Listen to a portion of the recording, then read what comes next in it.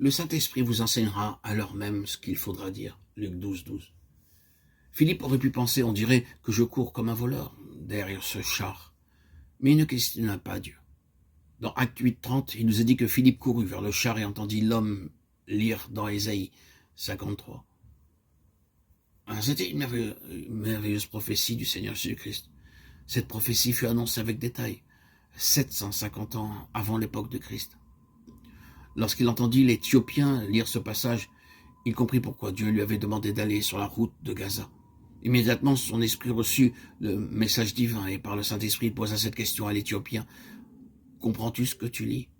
C'est de cette manière silencieuse que le Seigneur met ses pensées, ses paroles en nous. Et nous avons souvent remarqué que lorsque nous commençons à parler, les paroles coulent comme un courant d'eau. À cette question, l'Éthiopien répondit « Comment le pourrais-je si quelqu'un ne me guide ?» Au verset 31, il permit à Philippe de monter dans son char et de s'asseoir avec lui.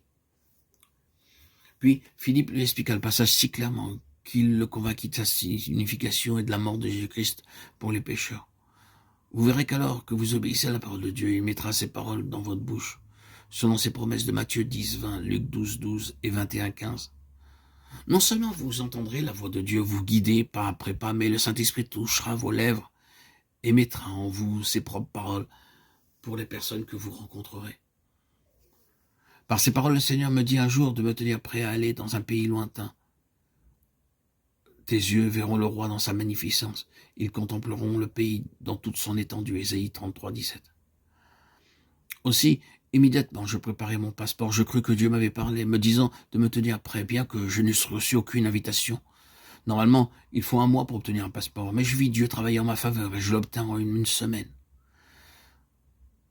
Dans mon culte personnel, j'ai reçu les paroles d'Esdras, la 6e année, le 6e mois, le 5e jour du mois.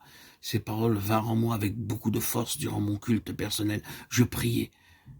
Quelle est pour moi la signification de ces paroles?